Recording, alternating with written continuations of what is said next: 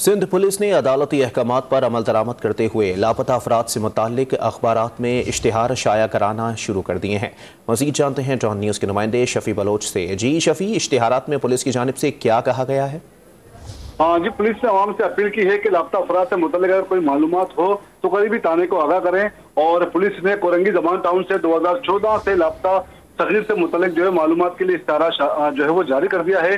2016 में लापता मोहम्मद साबिर और इसी तरह मोहम्मद उमेर समेत दीगर लापता अफराद की बाजियाबी से मुतल्लिक जो है वो इश्तिहारात अखबार में जो है वो शाया कर दिए गए हैं। और इस हवाले से आइंदा समात में अदालत में रिपोर्ट भी पेश की जाएगी।